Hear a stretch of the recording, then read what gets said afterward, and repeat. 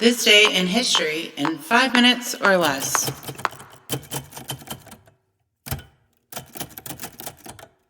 Welcome, everyone, to this week's episode of This Day in History in 5 minutes or less. We're going to do something a little bit different today, and we're going to jump straight into the topic. So today we are focusing on May 15th, 1862. And this is the day that President Abraham Lincoln signed an act establishing the Department of Agriculture. Now, I'm really excited about my guest today. I am joined by Mr. Joe Nestor. Joe, welcome to the podcast. Thank you so much for agreeing to come on and talk to us this morning. Thank you. So, Joe has been an expert in soil management and crop production for 47 years, the last 32 as an independent crop consultant and owner of Nestor AG LLC, which provides independent agricultural consulting to farmers in Ohio, Michigan, and Indiana. So, he's definitely an expert in agriculture. So, Joe, one of the things I want to ask you is what is the largest, you've had a long span of a career already and you're still actively working. What is the largest change in farming or crop production that you've seen throughout that span of your career?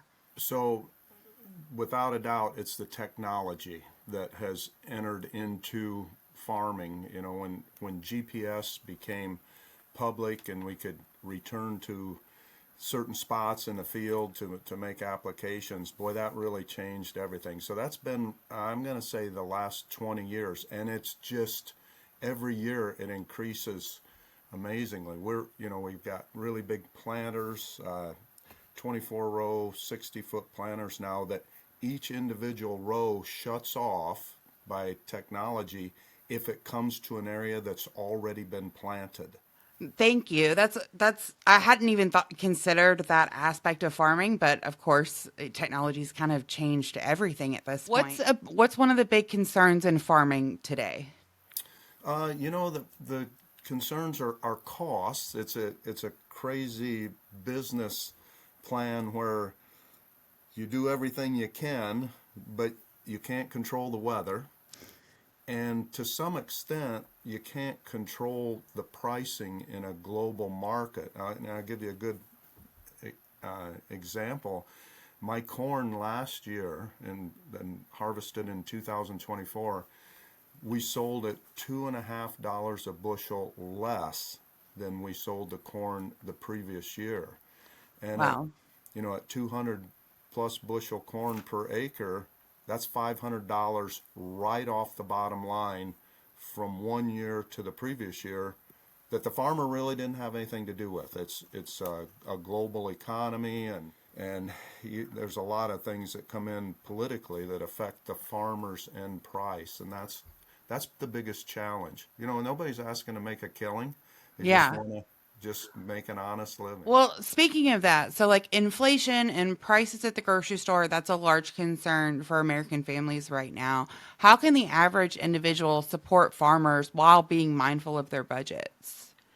Well, that I think the consumer wants products that were raised right under good stewardship, as well as do the big stores that sell it. They want farmers doing the right thing, and it's just fortunately for us, we work with a whole bunch of farmers in this tri-state area that have that same thinking. They want to leave the soil and environment better tomorrow than it was yesterday, and you can't afford, there's issues with water quality. Nutrients they're mobile, they can get into the water systems, but the farmers can't afford that. Just for that reason I just talked to you about, with the slim margins, you can't buy nutrients and let them leave your farm.